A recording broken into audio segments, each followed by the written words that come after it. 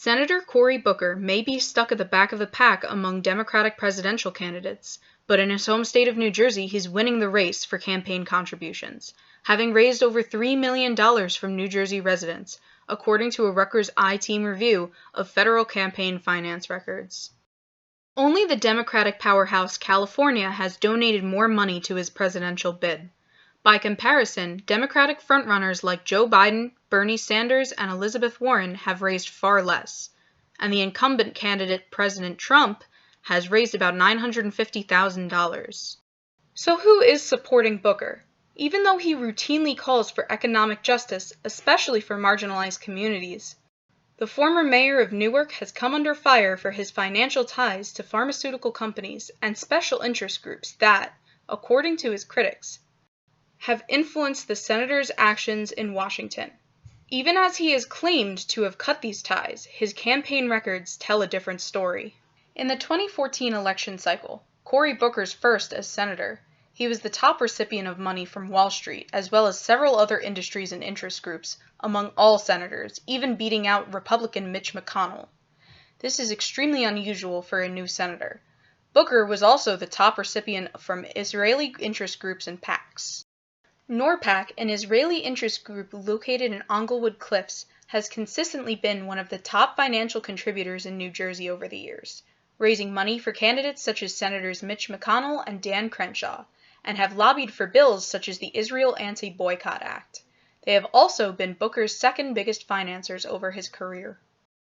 That may be one of the reasons that Booker has consistently supported raising military spending and aid to Israel at the expense of taxpayers. Booker himself is clear on what this money is for. And this is why today I come before you to support the $225 million in additional funding requested by the Department of Defense. Booker was also the co-sponsor of a bill in 2017 that would have made it possible for states to criminalize the boycott of Israeli-made goods on the supposed grounds of combating anti-Semitism and fostering a relationship with Israel. The American Civil Liberties Union has condemned this bill, claiming it violates the First Amendment. And though the bill died in session, the organization is preparing for lawsuits for the bill's return.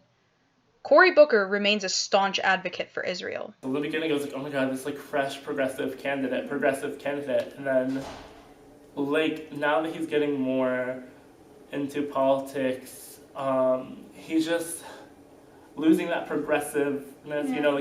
You can't be progressive without supporting Palestinians. His motto is justice for all, and it's how can you have justice for all, or try to fight for justice for all if you don't care about justice for Palestinians, He's just in a position where he could actually make change happen, he put legislation to happen to impact or at least open that discussion, but he's not using his power to the benefit of Palestinians, or he's not even acknowledging them, Supporting the Israeli occupation of Palestinian lands isn't the only way that Booker has been influenced by his donors.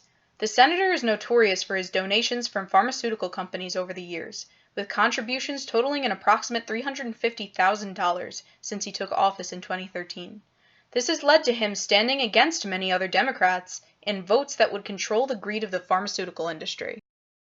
In January of 2017, fellow Democratic presidential candidates Bernie Sanders and Amy Klobuchar sponsored a Senate bill that would have allowed Americans to buy medication from Canada in an attempt to make vital medications more accessible and affordable. Booker voted against the bill, and it failed by a narrow margin. The backlash was swift and fierce. According to Ross Baker, a political science professor at Rutgers University, Booker is influenced by the number of pharmaceutical companies in New Jersey. The relationship between a New Jersey senator and the pharmaceutical industry in the state was very complicated. And it's particularly complicated for a liberal Democrat, because the reduction in prescription drug costs have been very much at the top of the agenda. Bernie Sanders made a great deal of noise about it. At the same time, of course, the industry employs a lot of people in New Jersey, contributes very heavily to political campaigns, and it puts a New Jersey senator in a very awkward position to kind of take on the, the pharmaceutical industry. So, you know, I think that almost anything that a New Jersey Democrat particularly would worry about would be just how to position himself in such a way as that he is acceptable to a national Democratic constituency if he's running for president, and at the same time not alienate not just the stockholders or the employees of the pharmaceutical firms, but you know, the people who benefit generally from their presence in the state. Corporations such as Bristol-Myers Squibb constitute a large part of New Jersey's economy and influence. In the 2014 and 2016 election cycles, this company gave Booker over $15,000. In 2014 alone, Merck & Co. gave Booker a whopping $59,000. 2 months after rejecting the bill and drawing backlash, Booker claimed he would pause his acceptance of donations from pharmaceuticals. But earlier this year, he was caught accepting a donation from the vice president of Eagle Pharmaceutical. He later publicly returned the donation, citing a mistake.